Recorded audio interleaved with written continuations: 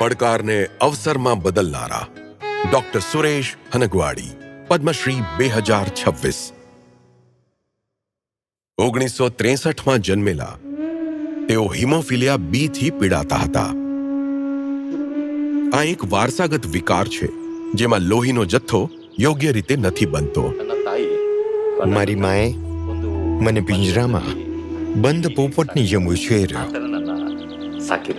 જો હિમોફિલિયાનો ઉપચાર ન કરવામાં આવે અથવા બરાબર ન કરવામાં આવે તો સાંધાઓને વારંવાર થતી ક્ષતિને કારણે ખાસ કરીને બાળકોમાં સ્થાયી વિકલાંગતા આવી જાય છે. ડોક્ટર સુરેશ પોતે પીડાતા હતા એટલે તેઓ ઈચ્છતા હતા કે હિમોફિલિયા પીડિત બાળકોને સામાન્ય જીવન મળી શકે. મારા મામાજીને માથાનો તીવ્ર દુખાવો શરૂ થયો.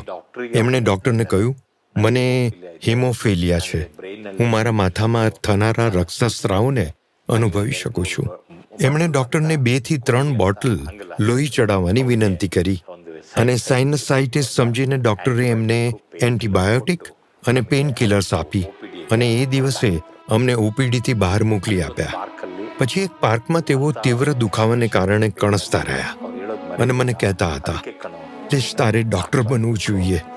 એકાદ અઠવાડિયા પછી એમનું મૃત્યુ થઈ ગયું. ત્યારે મેં ડૉક્ટર બનવાનો સંકલ્પ કર્યો. ડોક્ટર સુરેશે MBBS કર્યું અને ત્યાર પછી પેથોલોજીમાં MD કર્યું. પોતાની પહેલી કમાણીમાંથી એમણે કર્ણાટકની પહેલી હિમોફિલિયા સોસાયટી શરૂ કરી. પડકાર એ હતો કે દવાઓને વિદેશથી મંગાવવી પડતી હતી એટલે એ બહુ મોંઘી હતી. એટલે એમણે ધનરાશિ એકઠી કરવાની શરૂઆત કરી જેથી કોઈ પણ દર્દીને ઉપચાર વગર તકલીફ ન થાય. એમણે સમાજના બધા જ વર્ગોને સાથે લીધા અને એમને આ ઉદ્દેશમાં યોગદાન આપવા માટે પ્રોત્સાહિત કર્યા.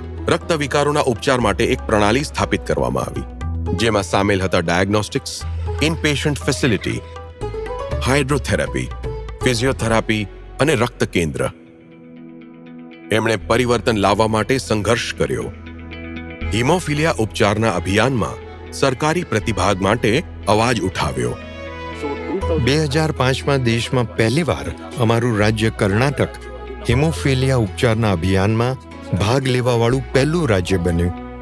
જ્યારે કરુણા અને સાહસથી ભરેલા જીવનની વાત આવે ત્યારે ડોક્ટર હનગવાડી એક શ્રેષ્ઠ ઉદાહરણ છે. આપણા લોહીમાં માત્ર ક્લોટિંગ પ્રોટીનની ખામી હોય છે, ઉત્સાહ કે બુદ્ધિમત્તાની નહીં. યોગ્ય ઉપચારથી હિમોફિલિયાથી પીડાતા આપણા બાળકો આ વિકલાંગતા અને પીડાથી મુક્ત થઈ શકે છે. ડોક્ટર સુરેશ હનગવાડી, પદ્મશ્રી 2026. કોટી કોટી નમન.